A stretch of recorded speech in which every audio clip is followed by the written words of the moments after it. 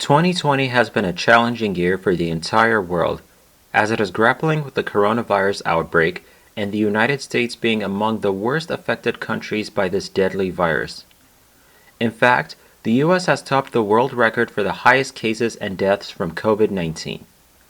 As a result of the pandemic, the country's economy has been impacted with massive unemployment and millions of Americans seeking government assistance. On the other hand, in response to racial injustice, police violence, and other incidents that have unfolded in the country, various protests had been taking place during the pandemic, including the annual Women's March. Initiated by retired American lawyer Teresa Shook, the Women's March has been held every year, with the first one held on January 21, 2017, a day after Donald Trump's inauguration as President of the United States. The latest one was held on October 17th, making it the second march held in 2020, with the first one taking place on January 19th prior to the pandemic. Despite the ongoing pandemic, the second march of 2020 drew thousands of masked and socially distanced protesters of every age, race, nationality, social, and cultural background.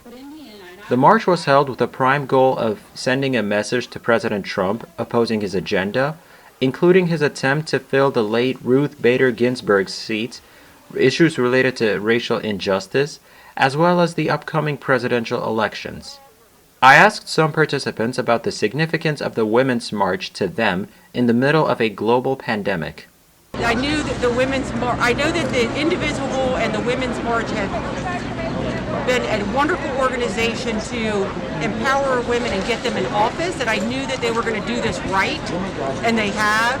I knew that they were going to have masks, PPE, recommend social distancing, and do everything they can, and so I knew I was not going to miss, and I talked my sister in arms to come with me, and so it's just the two of us. This was the first Women's March for Long Island natives Sarah Scott and Julia Panarella, who both study at the University of Delaware. I think this year there's so much more emphasis with the upcoming election. I know the first Women's March happened after his first day in office. I think it's important that we make a point to show that we don't want him back again. He is a detriment to our country, and it's important to show that we are rising and we don't want to see another 4 years of the Trump-Pence administration. I mean, she said it perfectly. I can't even think of a better way to say that. I also asked how Amy Coney Barrett's confirmation as the Supreme Court Justice might impact them and the women in their family. I don't think that her nomination is going to affect me much personally because of my age.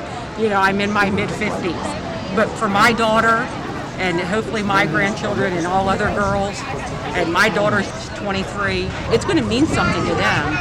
Obviously she's a very religious woman, and she doesn't feel super strongly about Roe v. Wade, and that has the ability to impact every woman's life, and it has the ability to even come towards birth control rights, which is even more detrimental to the average woman. There are many LGBT women in my life, and there's the potential of her to overturn overwhelming odds.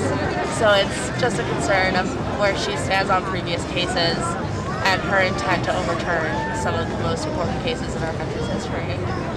The 2020 Women's March manifested that women are capable of positively impacting society and the world apart from sharing the responsibilities of life.